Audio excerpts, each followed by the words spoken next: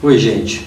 Então, na metafísica, na ontologia, nós podemos usar uma distinção muito tradicional, muito clássica, que é usada ao longo de toda a história da filosofia, entre particulares e universais. Tá? Essa distinção entre particulares e universais. Aqui os particulares são indivíduos.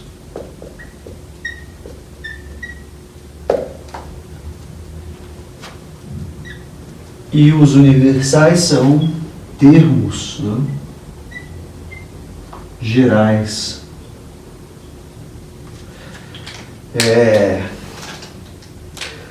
Os universais, eles são, digamos, conjuntos, né? Tá? Então, a referência que é feita aos particulares é feita por via dos nomes, né? Dos nomes de indivíduos. E a referência que é feita aos universais é feita por via de predicados. Os predicados lógicos, eles são, no fundo, propriedades, né? Então vamos colocar aqui propriedades. Os universais são propriedades mais gerais. Então, vamos pensar aqui, olha, temos os particulares, os nomes, né? Vamos pegar 3 aqui. Asa Norte,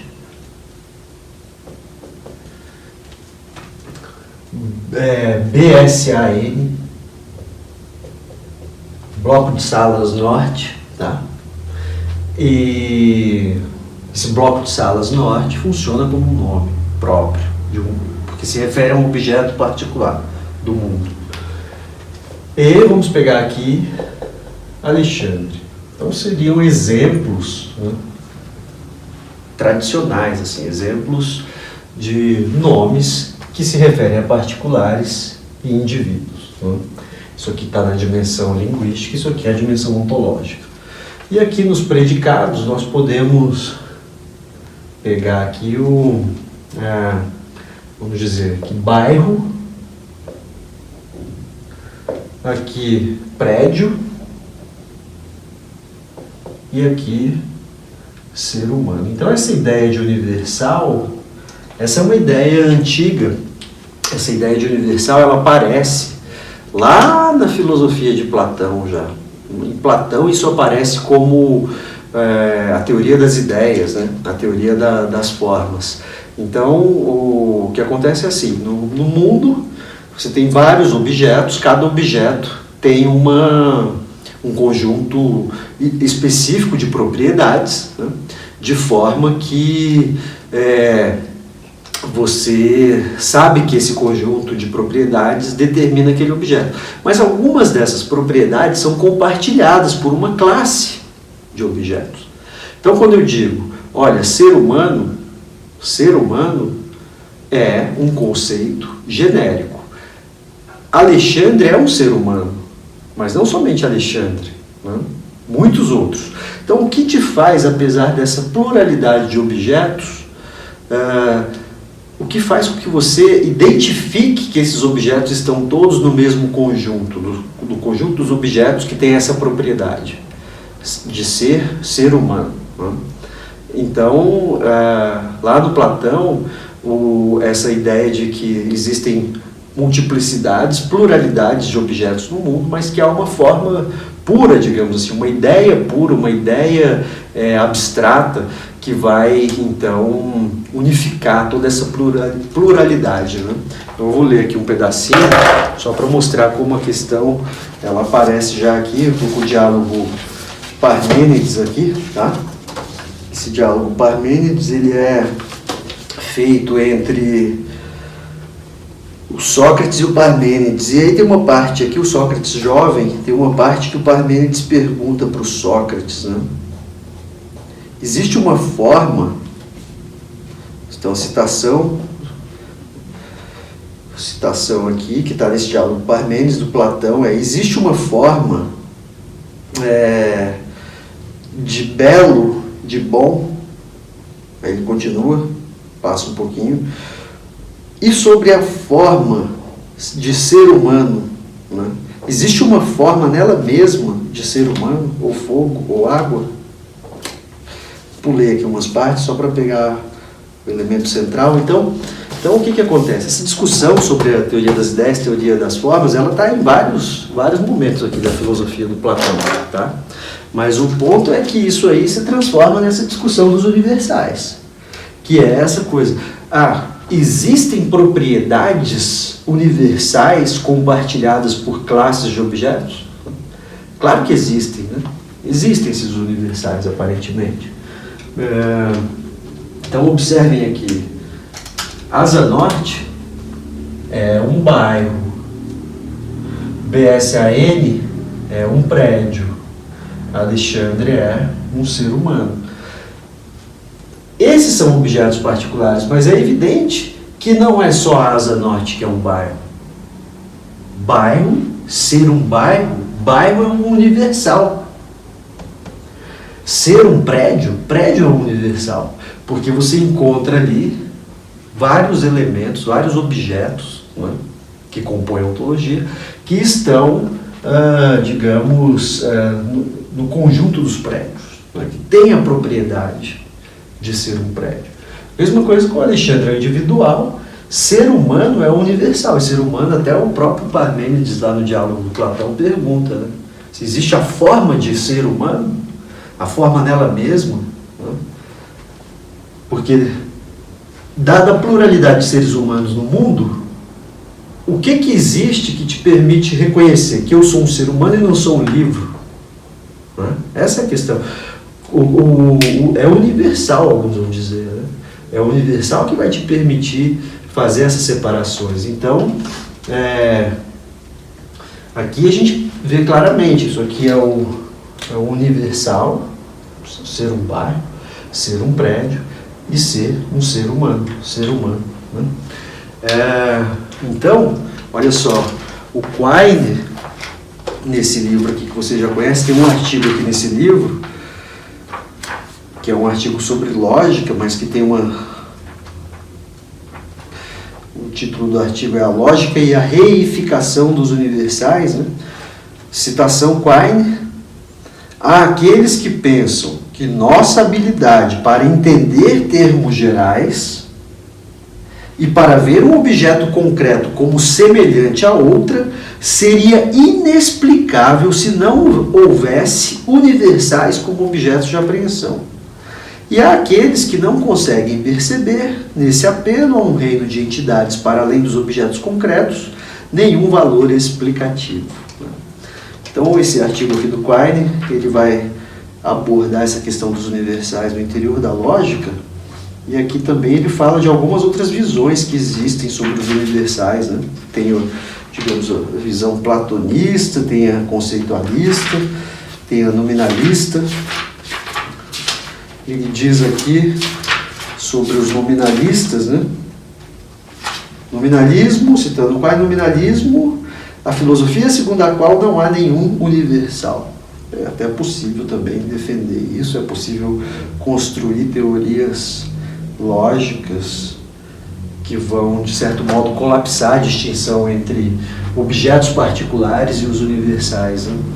Então, o artigo do Quine, eu vou retomar isso aqui no futuro, na parte de lógica quantificacional.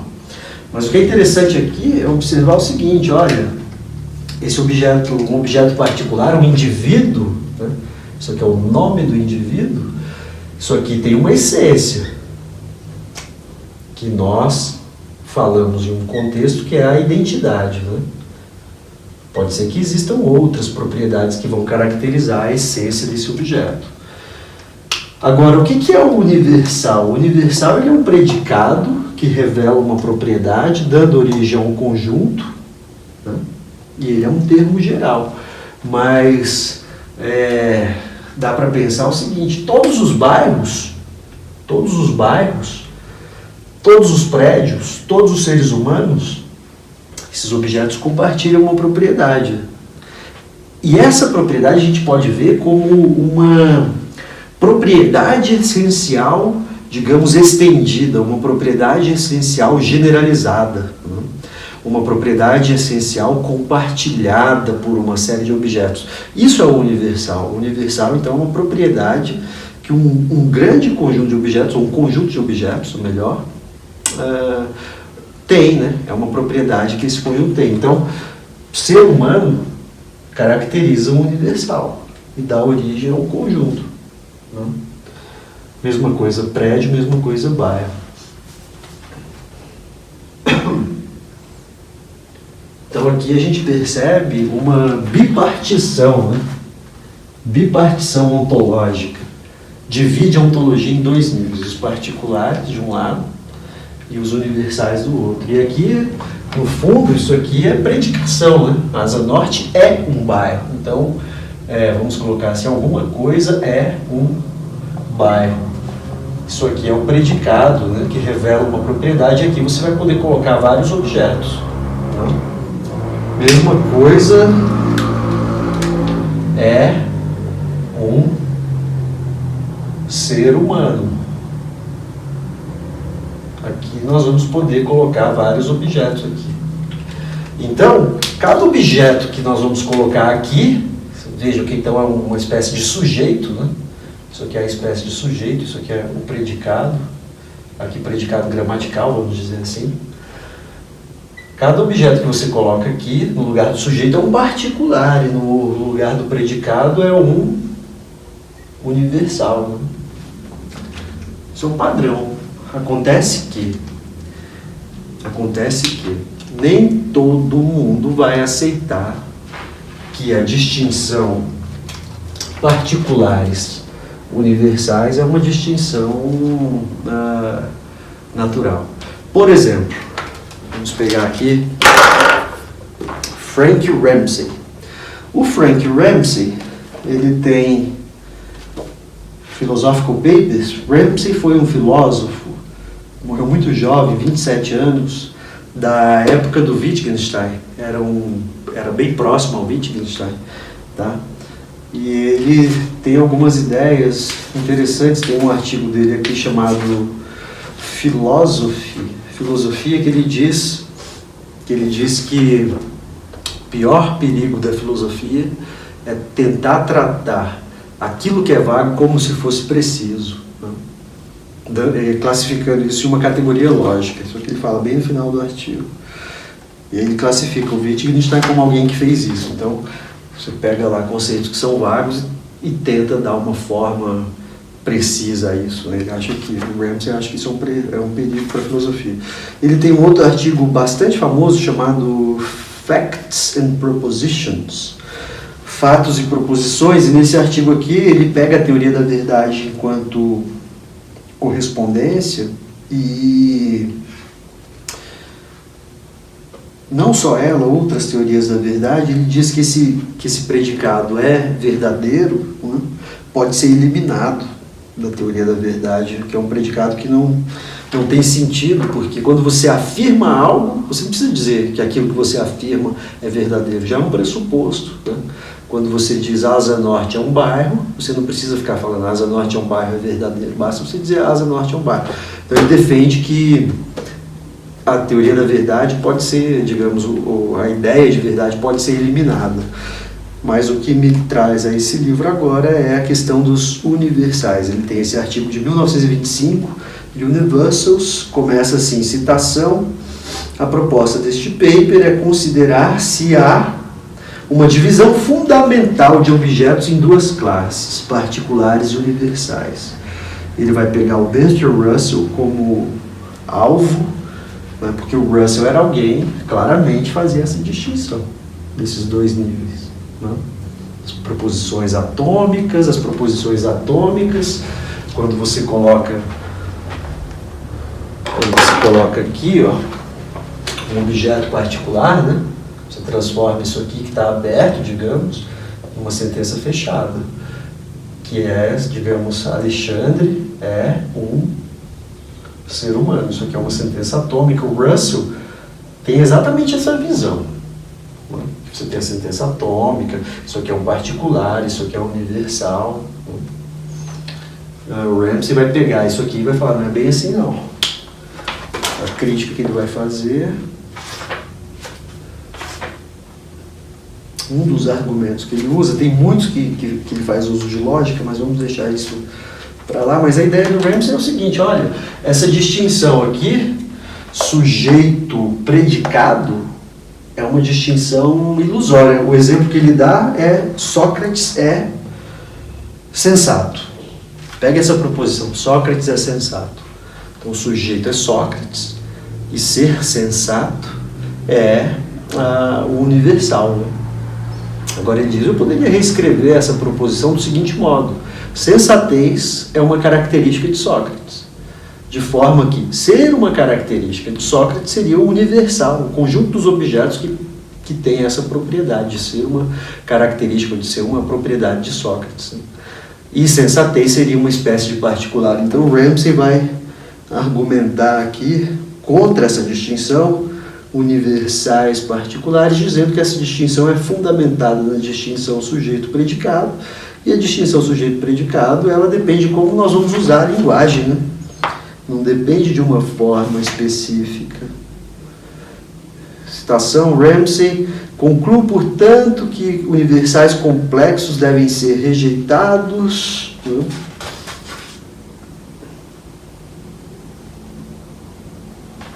É um artigo interessante, o Ramsey. Frank Ramsey. Citação, Ramsey, vimos acima que a distinção entre particular e universal é derivada da distinção entre sujeito e predicado, que nós encontramos fundamentalmente nas proposições atômicas.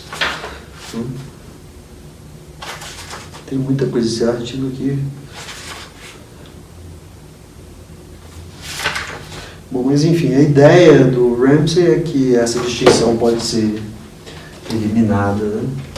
Então isso aqui vai totalmente contra o Russell, porque o Russell lá no atomismo lógico, uma citação aqui do Russell, você repare que ao passo que o Ramsey está dizendo, olha, essa distinção é meramente uma distinção ilusória, o Russell vai dizer o seguinte, não, essa distinção é fundamental. Citação, Russell, com relação aos universais, quando digo de um particular que ele existe, certamente não significa a mesma coisa que se eu devesse dizer que ele não é um universal.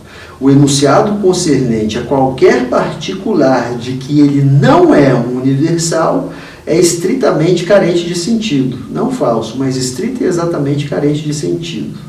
Nunca podemos colocar um particular na espécie de lugar em que deve estar um universal, e vice-versa. Tá? Se digo, entre aspas, A não é B, ou se digo, entre aspas, A é B, isto implica que A e B são do mesmo tipo lógico. Quando digo de um universal que ele existe, dever-se-ia significar isso num sentido diferente daquele pelo qual se diz que os particulares existem. Fim da citação. Então, é exatamente a visão contra o Ramsey. Mas, no fundo, esse artigo aqui, esse texto aqui é anterior, né? O Ramsey, ele mais ou menos perseguia o Russell, tudo que o Russell fazia, o Ramsey ia lá negar. Então, o porquê que ele fazia isso, eu não sei. O Russell. Então, Russell Wittgenstein e Ramsey, né? Isso aí, o Ramsey foi um dos que entendeu o Tratatus, né? O Wittgenstein gostava muito de falar com ele sobre o Tratatus, coisas assim. Então, pessoal, voltando aqui para a discussão,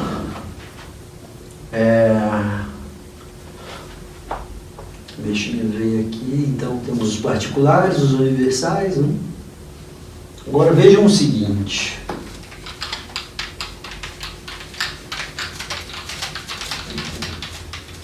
Se você falasse assim, quando eu tenho uma propriedade, essa propriedade, ela dá origem a um conjunto, né? A propriedade, ela caracteriza um conjunto. Conjunto, você falar assim, ser um bairro, conjunto de tudo que é um bairro, aí você vai colocar, Asa Norte está lá dentro. Se falar assim, olha, o conjunto de tudo que é ser humano, aí eu estou lá, vocês estão lá. Então o que a gente tem é que, dado uma propriedade,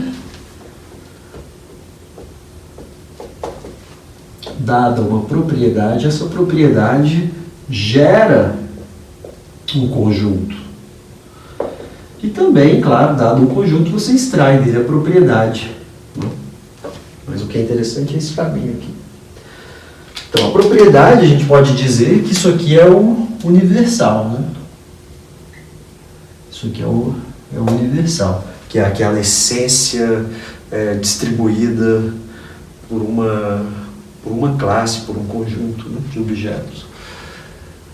O conjunto também é o universal, né? Agora, será que nós podemos dizer que toda propriedade gera um conjunto? Todo universal corresponde a um conjunto? Será? Eu vou aqui mostrar que isso é problemático, mas vou mostrar vagamente, tá? Intuitivamente. Depois, na parte de lógica, eu mostro oficialmente como funciona. A parte aqui intuitiva é assim, ó. Suponha, o que eu vou mostrar é o chamado paradoxo de Russell, tá?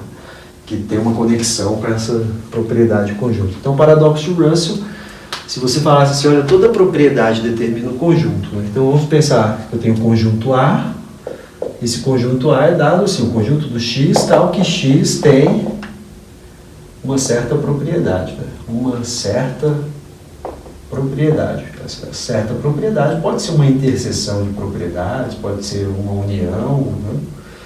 Tá? X tem uma certa propriedade. Qualquer propriedade que você colocar aqui, você vai gerar um conjunto. Aí o Russell pensou, será que é assim, né? Ele considerou essa propriedade aqui, ó, seja A definido como conjunto do X, tal que X não pertence a X. Ou seja, isso aqui é conjunto do X, tal que X não pertence a X. Certo? Essa propriedade é extremamente natural. O conjunto dos bairros não é um bairro.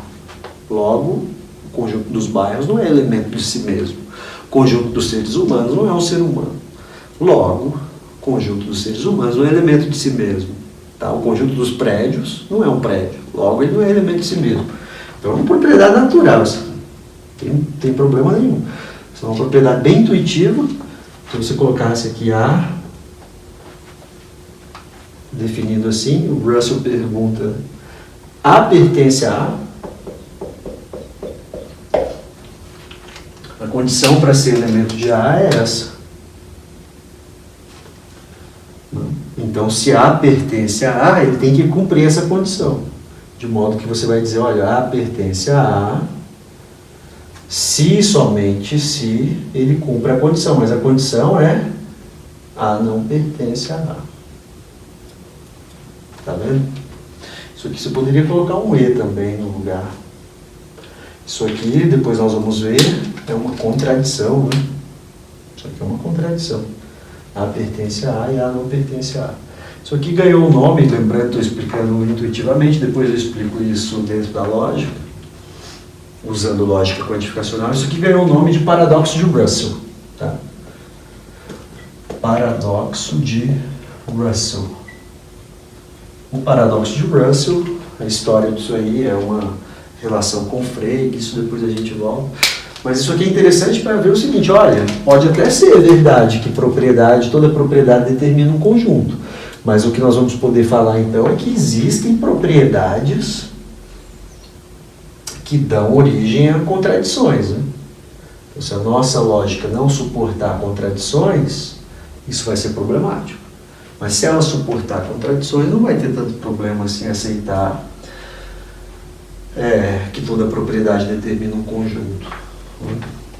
Então isso aqui, toda propriedade determina um conjunto, tem alguns problemas, né? Aceitar isso. Tem alguns problemas. não é algo tão natural, não. Porque gera esse paradoxo, né, de Russell. Então aqui o universal seria isso aqui, né? Essa seria a propriedade universal, compartilhada por uma série de objetos. Todos aqueles conjuntos que não são elementos de si mesmos. Então essa é a questão dos universais. Aí você pode ver, tem aí muito debate, será que eles existem? Será que eles são objetos concretos? Ou será que eles são abstrações? Será que não existem universais? Ou será que eles podem ser particulares? É uma série de discussões sobre isso. Aqui é só para dar a ideia para vocês do que é um universal, o que é um particular, e percebam como isso aí tá na nossa ontologia, né? Um dado objeto ele tem propriedades. Essas propriedades são, em geral, universais. Né? Universais que são propriedades que um conjunto inteiro de objetos tem, e algumas dessas propriedades são propriedades essenciais específicas de um objeto, mas, de certo modo, também daria para tratar como universal. Então, enfim, isso aqui tem uma série de tensões, né? Na história da filosofia que não há consenso. Tá?